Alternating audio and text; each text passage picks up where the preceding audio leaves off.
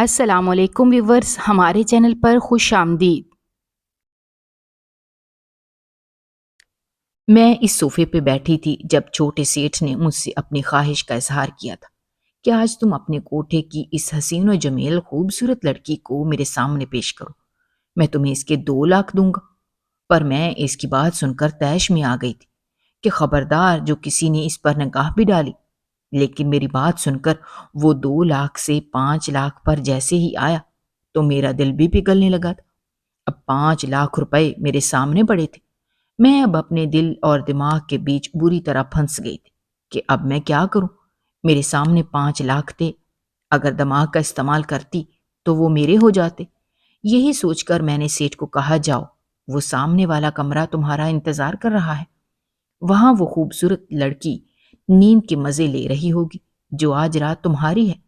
سیٹھ فوراً ہی میرا شکریہ ادا کرنے لگا اور وہاں سے اٹھ گیا، اور پھر چند منٹوں بعد اس لڑکی کی چیخیں پورے کوٹھے میں گونج رہی تھیں۔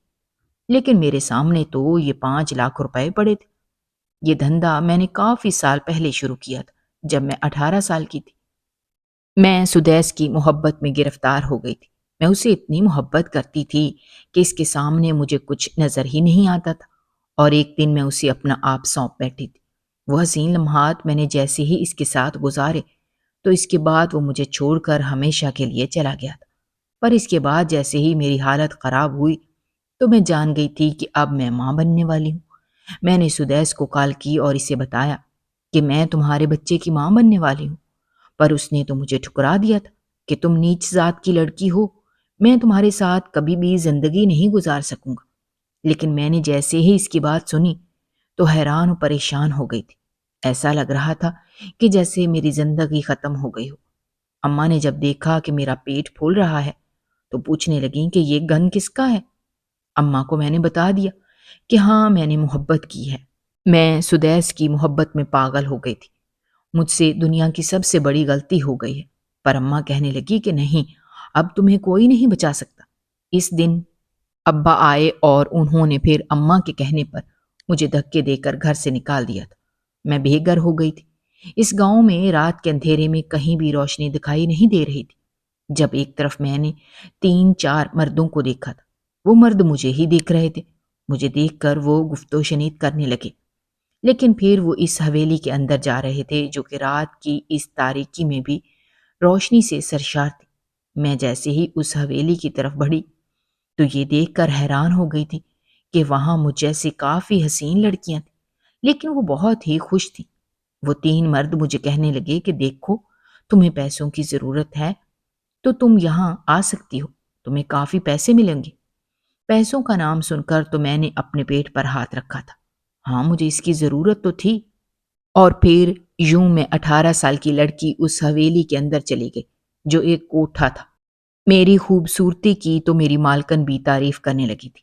اس تعریف پر تو میں پھولے نہ سماتی، اور اس طرح میں اپنا آپ بیچ کر پیسے کمانے لگی تھی۔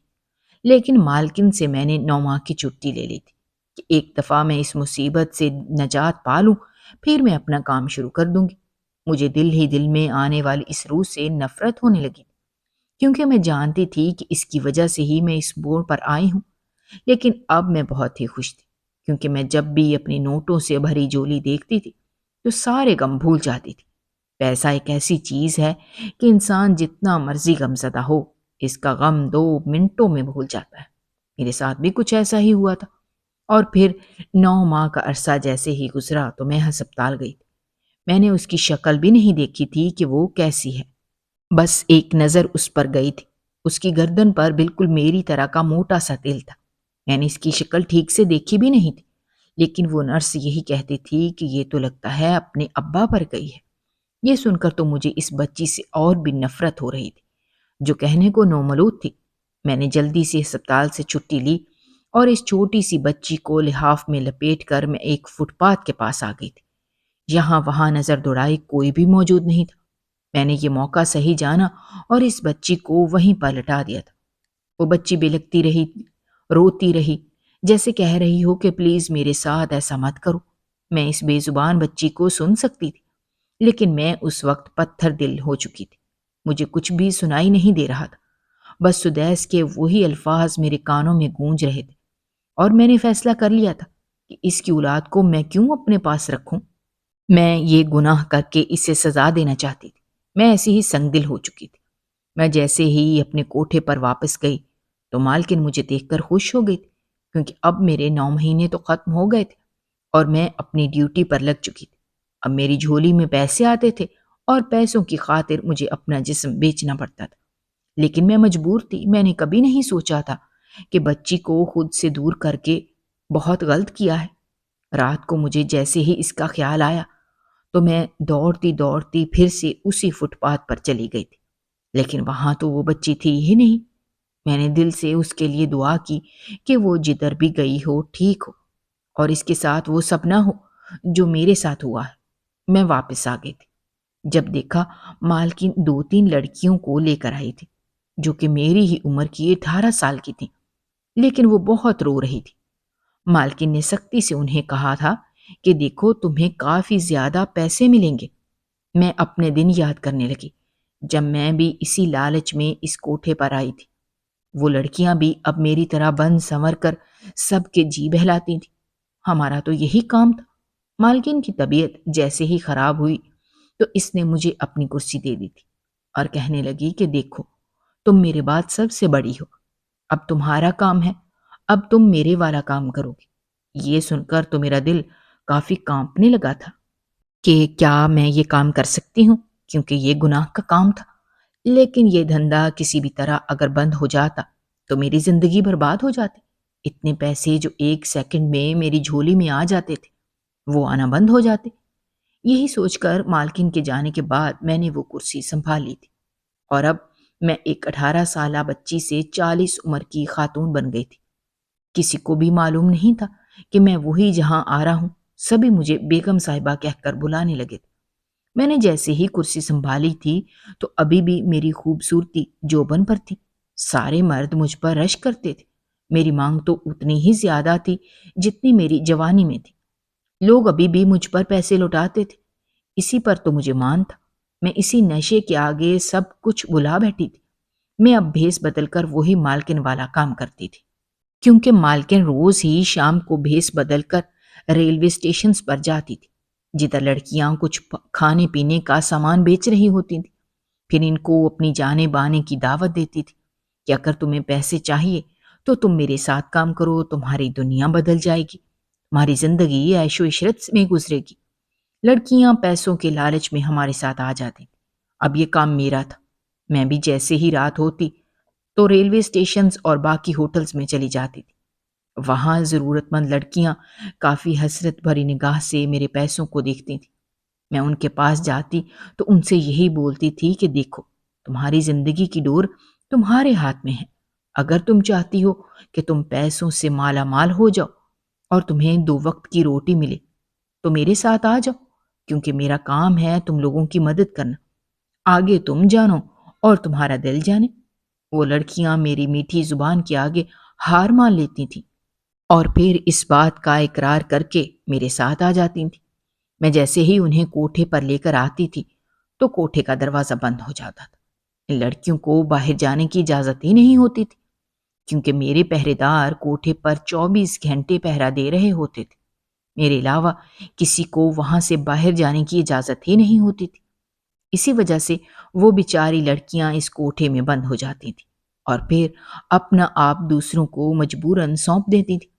لیکن پھر جب ان کی جھولی میں 20% میں رکھ دیتی تھی تو وہ بہت خوش ہو جاتی تھی، کیونکہ وہ 20% انہوں نے اپنی پوری زندگی میں نہیں دیکھا ہوتا تھا۔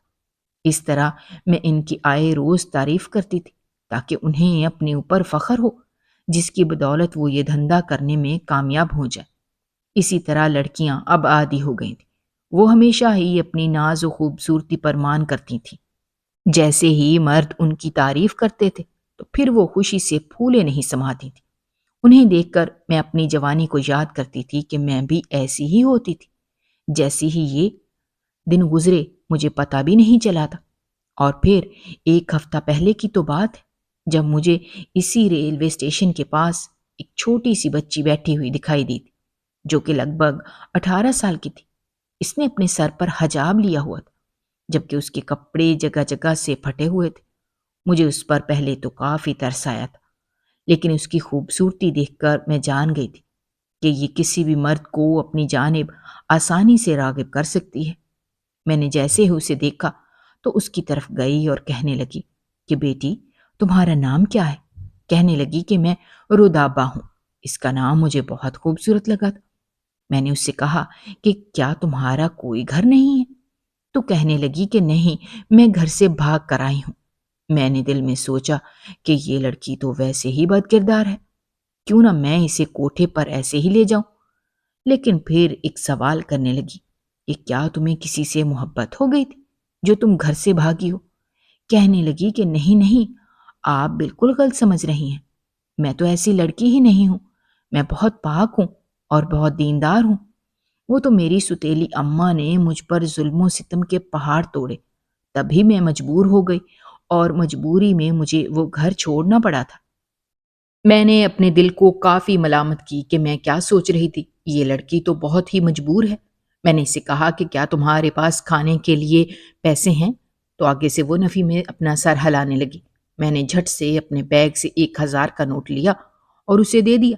وہ لڑکی بہت خوش ہو گئی تھی، اس کا معصوم چہرہ کھل اٹھا تھا، لیکن پھر کچھ سوچ کر کہنے لگی کہ نہیں نہیں آنٹی، یہ اپنے پاس رکھے، میں آپ سے یہ نہیں لے سکتی۔ پر میں نے اسے کہا کہ تم مجھے اپنی آنٹی سمجھ سکتی ہو، اور اگر تمہیں کام کی ضرورت ہو تو تم میرے ساتھ آ سکتی ہو، میں نے بہت سی لڑکیوں کو اپنے پاس رکھا ہوا ہے۔ وہ کچھ سوچ کر کہنے لگی کہ آنٹی میں آپ کو 2 دن بعد بتاؤں گی، اب 2 دن بعد یہاں آ جانا۔ میں نے اس سے کہا کہ ان 2 دنوں میں تم کہاں رہو گی؟ کہنے لگی کہ میں اسی ریلوے اسٹیشن کی پٹری پر سو جاؤں گی، رات کو تو ویسے بھی کوئی ٹرین نہیں آتی۔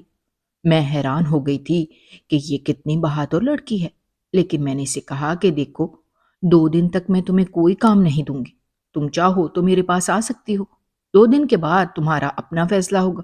وہ میری بات مان گئی اور میرے ساتھ آ، تو میرا دل خوشی سے جھومنے لگا تھا۔ مجھ پر شیطانیت سوار ہو گئی تھی۔ میں جلدی سے ہی اس کا ہاتھ تھام کر اسے کوٹھے پر لے کر جانے لگی تھی۔ پہلے تو جلدی سے ہی اس نے میرا ہاتھ جھٹک دیا، مجھے ایسے لگا جیسے وہ جان گئی ہے کہ یہ عمارت اصل میں کیا ہے، لیکن پھر خاموشی سے وہ میرے ساتھ چلنے لگی۔ میں بھی بہت خوش ہو گئی تھی۔ 3 4 لڑکیاں اس کو دیکھ رہی تھیں، شاید وہ بھی اس کے حجاب کو دیکھ رہی تھیں۔ مجھے بہت ہی اچھا لگ رہا تھا۔ وہ ایک کمرے میں چلی گئی تھی، اس کا کمرہ میں نے اوپر بنایا تھا تاکہ نیچے جو بھی ہو رودابہ کو فی الحال اس سے دور ہی رکھا جائے۔ کچھ لڑکیاں مجھ سے کہنے لگیں کہ آپا، یہ لڑکی تو بہت ہی دیندار ہے، یہ کیسے اس گناہ خانے میں آ گئی ہے؟ میں نے انہیں کہا کہ خبردار، تم سب اس لڑکی کے بارے میں مت سوچو، بس تم اپنے کام سے کام رکھو، وہ لڑکی کسی اور مقصد کے تحت آئی ہے۔ لیکن آدھی رات کو میرے روم کے دروازے پر دستک ہوئی تو میں نے اس لڑکی کو دیکھا تو پوچھنے لگی کہ رودابہ، تم یہاں کیا کر رہی ہو؟ کہنے لگی کہ مجھے سب کچھ معلوم ہو گیا ہے کہ یہ ایک کوٹھا ہے اور یہاں پر آپ لوگ اپنا کام کرتے ہیں، لیکن میں ایسی لڑکی نہیں ہوں، میں یہاں نہیں رہ سکتی۔ اس کی باتیں سن کر میں پریشان ہو گئی تھی۔ اس کی معصومیت سے تو میں پہلے ہی متاثر تھی، لیکن جلدی سے میں نے اسے کہا کہ رودابہ، تم غلط سمجھ رہی ہو، تم یہاں اس حیثیت سے نہیں لائی گئی، تم یہاں پر صرف اور صرف چائے پانی دینے کا کام کرو گی۔ کہنے لگی کہ نہیں، مجھے یہ بھی نامنظور ہے، میں واپس جانا چاہتی ہوں۔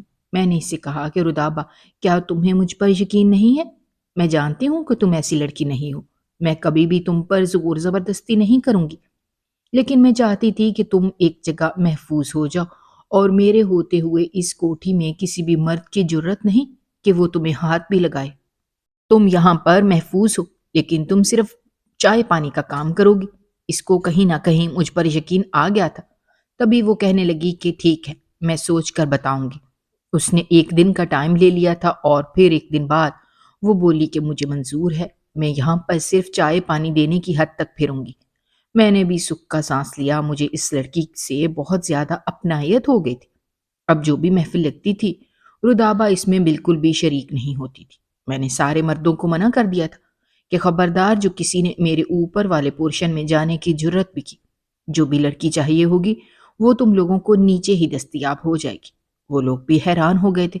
ایک سیٹ تو مجھ سے کہنے لگا کہ تم نے اوپر کون سا خزانہ چھپا کر رکھا ہے، ہمیں بھی تو دکھاؤ ذرا۔ اس کی بات پر میں آگ بگولا ہو گئی کہ خبردار، جو تم لوگوں نے اپنی نظریں اوپر کی جانب مرکوز کی، میں ان مردوں کے لیے ہمیں کبھی بھی رودابا کے سامنے نہیں لے کر آئی۔ میں بس اسے انہی کے سامنے لاتی تھی جو کسی اور نیت سے مجھ سے ملنے آتے تھے اور مجھ سے بڑی بڑی میٹنگز کی وجہ سے میری دستیابی کا پوچھتے تھے۔ میں اس وقت ہی رودابا کو سامنے لاتی تھی کیونکہ وہ کسی اور نیت سے آتی تھی اور رودابا کی جانب اس نظر سے بھی نہیں دیکھتے تھے۔ اب سال ختم ہونے والا تھا۔ ہر سال کے ختم ہونے پر ایک بہت بڑا جشن منایا جاتا تھا جس میں گاؤں کے وڈیرے اور سیٹھ اپنی حاضری دیتے تھے۔ مجھے بھی اب اس جشن کا انتظار تھا۔ میں چاہتی تھی کہ رودابا یہاں سے چلی جائے تاکہ کسی کی گندی نظر اس پر نہ پڑے، پر وہ کہنے لگی کہ فکر نہ کریں، میں اپنے کمرے میں رہوں گی۔ میں کہاں جاؤں گی کیونکہ سردیاں بہت ہو گئی ہیں، ریلوے اسٹیشن پر تو اب بہت سردی ہوگی، میں وہاں بھی نہیں جا سکتی۔ میں اس کی بات سمجھتی تھی۔ جشن جاری ہو گیا تھا۔ اس دوران سیٹھ جیسے ہی میرے پاس آیا تو کہنے لگا کہ آج تو میں حسن بانو کے ساتھ ہی جشن مناؤں گا۔ اس کی بات کا مطلب میں جان گئی تھی۔ حسن بانو بھی بہت خوبصورت تھی، وہ ابھی بھی جوان دکھتی تھی، لیکن وہ تب آئی تھی جب میں اس کوٹھی میں آئی تھی، پر ابھی بھی اسے وہ رتبہ نہیں ملا تھا، لیکن وہ یہی کوشش کرتی تھی کہ کسی نہ کسی طریقے سے میں اس کوٹھی سے چلی جاؤں یا مر جاؤں تاکہ وہ رتبہ، وہ شہرت اسے حاصل ہو سکے۔ لیکن حسن بانو کو یہ ابھی تک نصیب نہیں ہوا تھا۔ سیٹھ جی اپنا بیٹا بھی ساتھ لایا تھا، پر وہ محفل میں بہت ہی کم دلچسپی لے رہا تھا۔ میں جان گئی تھی کہ وہ زبردستی آیا ہے۔ وہ کافی سنجیدہ طبیعت کا مالک تھا، لیکن سیٹھ اسے زبردستی اپنے ساتھ لایا تھا۔ اس بات کا مطلب میں سمجھ نہ سکی۔ سیٹھ اسے بار بار خوبصورت لڑکیوں کی طرف مرکوز کر رہا تھا کہ دیکھو کتنی خوبصورت ہیں، لیکن اس کی نظریں ٹک ہی نہیں رہی تھی۔ نہ جانے وہ کسے تلاش کر رہا تھا۔ پر اچانک ایک لڑکی اس کے پاس گئی اور اس کے ساتھ چپکنے لگی تھی، پر چھوٹے سیٹھ نے اسے دور دھکا دیا تھا، جس کی وجہ سے جام سیٹھ کے کپڑوں پر گر گیا تھا۔ میں نے اس سے معافی مانگی کہ چھوٹے سیٹھ معاف کر دو، میں لڑکی کو سکھا دوں گی، اس نے بہت برا کیا ہے۔ کہنے لگا آپ کو یہ کرنے کی ضرورت نہیں ہے، بس مجھے واش روم کا راستہ بتا دیں۔ میں نے بے دھیانی میں اسے اوپر والے کمرے کی جانب اشارہ کر دیا تھا۔ نہ جانے اس کے بعد کیا ہوا تھا، جب کچھ دیر بعد چھوٹے سیٹھ بہت ہی غصے کے ساتھ کوٹھی سے باہر نکل گئے تھے اور اپنے ابا کو بھی کہہ رہا تھا کہ اب تو میں خود ہی اس کوٹھی پر آیا کروں گا۔ اس کے ابا بہت خوش ہو گئے تھے، نہ جانے اس نے کیا دیکھ لیا تھا۔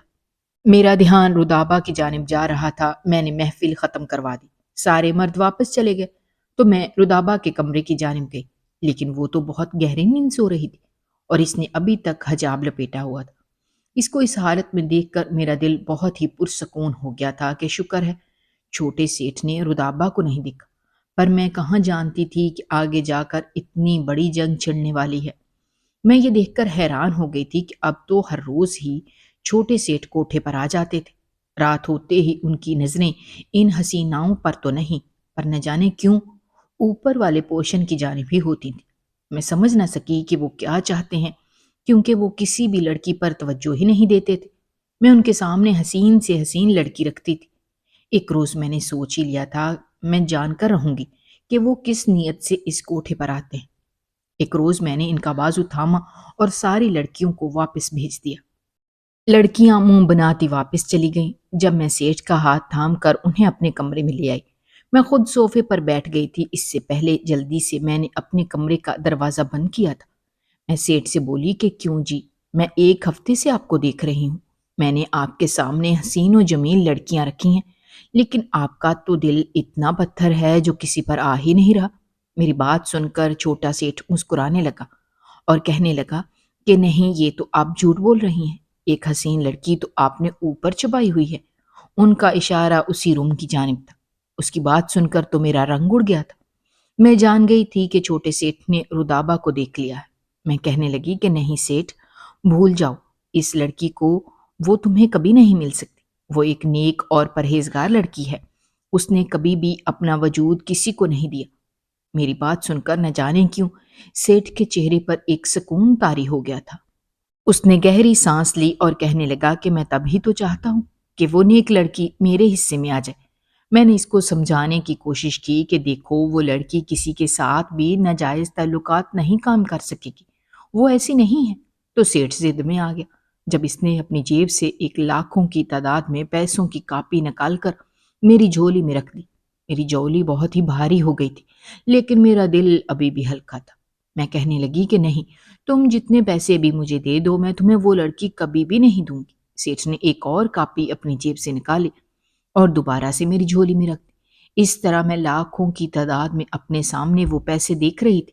میری آنکھیں چمک رہی تھیں، لیکن میں پھر بھی ناانصافی نہیں کر سکتی تھی۔ میں نے اس بچی کو وعدہ کیا تھا کہ میں تمہاری عزت کسی کو نہیں دوں گی، میں کیسے وہ اعتبار توڑ دیتی؟ میں سخت دل ہو کر بولی کہ دیکھو، تم جتنے بھی پیسے دے دو میں کچھ نہیں کر سکتی۔ تو آخر میں سیٹھ کہنے لگا کہ یہ دیکھو، میں کسی کو نہیں بتاؤں گا اور یہ بات اس کمرے تک ہی رہے گی۔ اس کے علاوہ یہ سارے پیسے تو ویسے بھی آپ کے ہی ہیں، اب آپ سوچ لیں آپ کیا چاہتی ہیں۔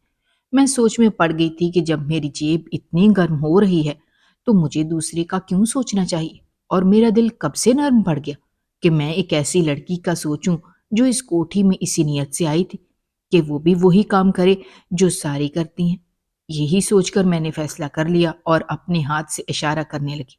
میں نے سیٹھ کو کہہ دیا کہ وہ لڑکی سو رہی ہے اور آج سے وہ تمہاری ہوئی۔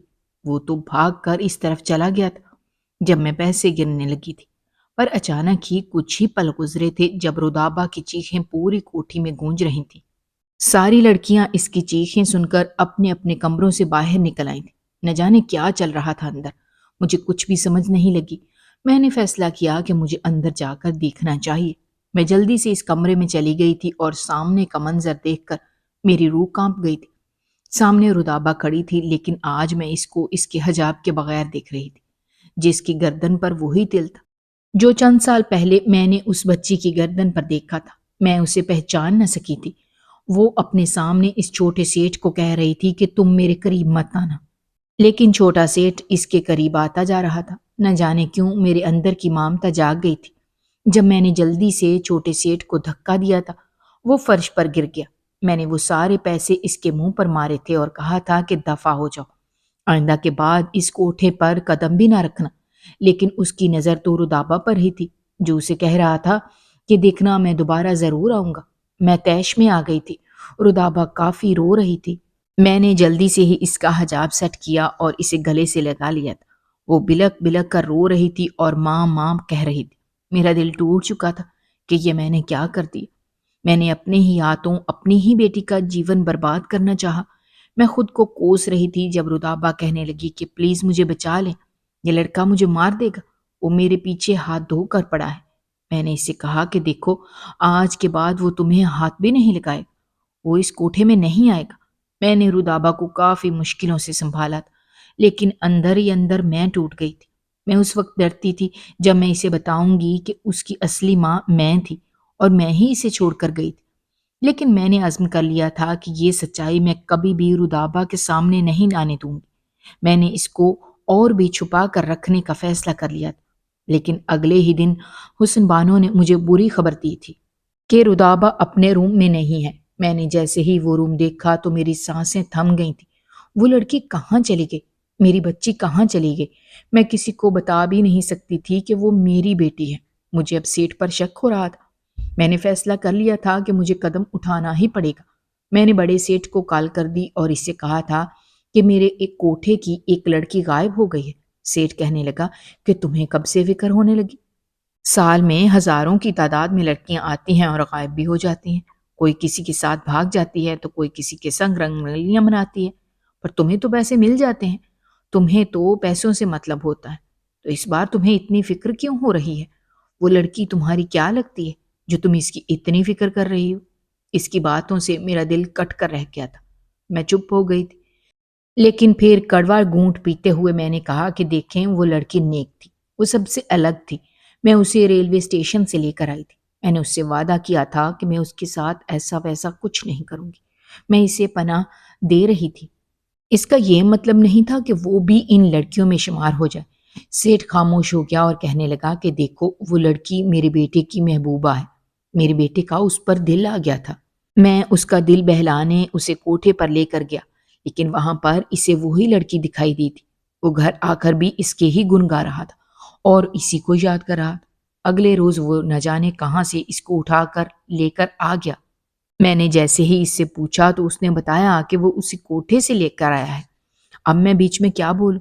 وہ میرا بیٹا ہے، تم چاہو تو تم آ کر ادابا کو واپس لے جا سکتی ہو، میں تمہیں منع نہیں کروں گا، لیکن میں جانتا ہوں کہ میرے بیٹا تمہیں یہ کرنے نہیں دے گا۔ اس نے فون بند کر دیا۔ مجھے سیٹھ کی باتوں پر بھی غصہ آ رہا تھا، جس نے پوری شدت سے اپنے بیٹے کی ہی طرفداری کی تھی، لیکن میں نے فیصلہ کر لیا تھا کہ اگر مجھے رودابا کو بچانے کے لیے سچ سامنے لانا پڑا تو میں ایسا کر ڈالوں گی۔ میں تیار ہو گئی تھی اور سیٹھ کے پاس چلی گئی تھی۔ سیٹھ کی حویلی میں تو سالوں سے میں جا رہی تھی، وہ حویلی پورے گاؤں میں مشہور تھی۔ میں جیسے ہی اندر گئی تو مجھے کوئی بھی دکھائی نہیں دیا، لیکن وہ حویلی کافی سجی ہوئی تھی، ہر طرف رش لگا ہوا تھا۔ یہ دیکھ کر میں حیران ہو گئی تھی۔ ایک عورت سے پوچھا تو کہنے لگی کہ چھوٹے سیٹھ کی شادی ہے۔ یہ سن کر تو میرے پاؤں تلے سے زمین نکل گئی تھی۔ نہ جانے رودابا کا کیا حال ہو رہا ہوگا، وہ تو اس سے زبردستی کے رشتے سے بھاگ رہی تھی، اور وہ تو اس چھوٹے سیٹھ کو پسند بھی نہیں کرتی تھی۔ میں لوگوں سے پوچھنے لگی کہ کیا میں دلہن سے مل سکتی ہوں، پر کوئی بتا ہی نہیں رہا تھا کہ دلہن کہاں ہے۔ ایک کا کہنا تھا کہ دلہن کو تو چھپا کے رکھا گیا ہے، وہ ہے ہی اتنی حسین۔ سب یہی کہہ رہے تھے کہ اسے ایک دفعہ دیکھا جائے گا۔ یہ باتیں تو میرے ہوش اور بھی اڑا رہی تھی۔ اب میں کیا کرتی؟ میں بیٹھ گئی تھی جب اچانک ہی سامنے سے رودابا اور چھوٹا سیٹھ آتے دکھائی دی۔ میری بچی کافی سہمی ہوئی لگ رہی تھی۔ میں نے جیسے ہی اسے دیکھا میری ممتا جاگ گئی تھی۔ میں فوراً ہی چھوٹے سیٹھ کے پاس گئی اور اس کا گریبان پکڑ کر کہنے لگی کہ تمہاری ہمت بھی کیسے ہوئی میری بیٹی کو اپنے ساتھ لے کر آنے کی؟ چھوٹا سیٹھ میری باتیں سن کر حیران ہو رہا تھا، لیکن رودابا کا بھی یہی حال تھا۔ چھوٹا سیٹھ کہنے لگا کہ آپ شاید بھول رہی ہیں، آپ اسے اپنے کوٹھے پر لے کر آئی تھی، اس سے یہ آپ کی بیٹی نہیں بن گئی۔ میں نے اسے چیخ کر کہا کہ نہیں، یہ میری بیٹی ہے، میں نے اسے جنا ہے، میں اس کی ماں ہوں۔ تو چھوٹا سیٹھ کہنے لگا کہ وہی ماں جو اپنی چھوٹی سی بچی کو فٹ پاتھ پر چھوڑ کر چلی گئی تھی۔ یہ سچائی جان کر میری روح پرواز کر گئی تھی۔ میں نے کبھی تصور بھی نہیں کیا تھا کہ چھوٹے سیٹھ کو یہ سچائی معلوم ہوگی۔ رودابا مجھے ناسمجھی کے عالم میں دیکھ رہی تھی، جیسے میں نے کوئی بہت بڑا گناہ کر دیا ہو، لیکن سچ بات یہ تھی کہ میں نے گناہ ہی کیا تھا۔ مجھے یوں لگ رہا تھا جیسے میرے سامنے کوئی موجود ہی نہ ہو اور یہ دنیا میرے ارد گرد گھوم رہی ہو۔ میں نے رودابا کو تھامنا چاہا اور آگے بڑھی، لیکن وہ ایک دم سے پیچھے ہو گئی۔ وہ مجھے نفرت بری نگاہوں سے دیکھ رہی تھی۔ میں جانتی تھی کہ میں اسے کچھ بھی نہیں کہہ سکتی۔ اگر میں نے اسے کچھ بھی کہا تو وہ میری بات بھی نہیں مانے گی۔ اس لیے چھوٹے سیٹھ سے کہنے لگی کہ دیکھیں، میری بیٹی مجھے واپس کر دیں، مجھے اپنی غلطی کا احساس ہے، لیکن میں کبھی بھی یہ نہیں چاہوں گی کہ اس کی عزت نیلام ہو جائے۔ مہربانی فرما کر میری بیٹی مجھے واپس کر دیں۔ چھوٹا سیٹھ کہنے لگا کہ فکر مت کریں، میں نے اس سے نکاح کیا ہے اور یہ میرے نکاح میں تھی۔ ہاں، میں جانتا ہوں کہ یہ نکاح زبردستی کیا تھا، لیکن رودابا میری بیوی ہے۔ ہاں، ہماری لڑائی ہو گئی تھی، میاں بیوی میں جھگڑا ہوتا رہتا ہے۔ رودابا مجھ سے ناراض ہو کر بھاگ گئی تھی، اسی وجہ سے میں اسے تلاش کرتا رہا تھا، پر وہ مجھے کہیں بھی نہیں ملی تھی۔ میرے ابا میرا جی بہلانے کے لیے مجھے کوٹھے پر لے گئے، پر میرا جی تو کہیں لگ ہی نہیں رہا تھا۔ اچانک ہی میں واش روم جانے لگا جب میری نظر اس کمرے پر گئی تھی جدھر سے رودابا کی آواز آ رہی۔ میں آواز کیسے نہ پہچانتا۔ میں جیسے ہی وہاں گیا تو وہاں میری حسین و جمیل بیوی موجود تھی۔ میں اس کی جانب بڑھنے لگا تھا، لیکن رودابا مجھ سے یہی کہہ رہی تھی کہ دیکھو، اگر تم میرے قریب بھی آئے تو میں پورے کوٹھے میں تمہیں بدنام کر دوں گی، کیونکہ کوئی بھی نہیں جانتا کہ ہمارا نکاح ہوا ہے۔ میں ایک بار پھر پریشان ہو گیا، کیونکہ میرے پاس نکاح کا کوئی ثبوت بھی نہیں تھا، لیکن اب میں پورے ہوش و حواس میں ساری دنیا کو بتا سکتا ہوں کہ رودابا میری بیوی ہے، کیونکہ میرے پاس ثبوت ہے۔ میں نے جیسے ہی اس کی باتیں سنی تو میں چپ ہو گئی تھی، میرے پاس تو کوئی بات ہی نہیں بچی تھی۔ اپنی بچی کے سامنے میں ہاتھ جوڑنے لگی، جس نے جلدی سے منہ موڑ لیا تھا۔ میں جانتی تھی کہ وہ مجھ سے خفا ہے، اس کی یہ ناراضگی تو بنتی تھی، لیکن پھر بھی میں نے ہمت کی اور کہنے لگی کہ میرے بچے، مجھے معاف کر دینا۔ میں جان گئی تھی کہ چھوٹے سیٹھ نے رودابا کو ساری سچائی بتا دی تھی، تبھی وہ مجھ سے خفا ہے۔ مجھے معلوم تھا کہ اگر اب میں ساری زندگی بھی کوشش کروں تو میں اپنی بیٹی کو واپس نہیں پا سکتی، کیونکہ میں نے اسے خود سے دور کیا تھا۔ میں ایسے ہی خالی ہاتھ واپس کوٹھے میں آ گئی تھی۔ اب میرا اس کوٹھے میں جی ہی نہیں لگتا تھا۔ میں نے فیصلہ کر لیا تھا کہ میں یہ دھندا چھوڑ دوں گی۔ اور اس طرح میں نے کوٹھے کو خیر آباد کیا اور نیک کاموں کی طرف آ گئی تھی۔ میں آج بھی اپنے اللہ سے معافی مانگتی ہوں کہ شاید اللہ کو مجھ پر ترس آ جائے اور میری بیٹی میرے پاس آ جائے، وہ مجھ سے شاید راضی ہو جائے۔ اگر آپ کو ہماری کہانیاں پسند آ رہی ہیں تو ہمارے چینل کو سبسکرائب کیجیے، ویڈیوز پر کمنٹ کیجیے اور شیئر کیجیے۔ شکریہ۔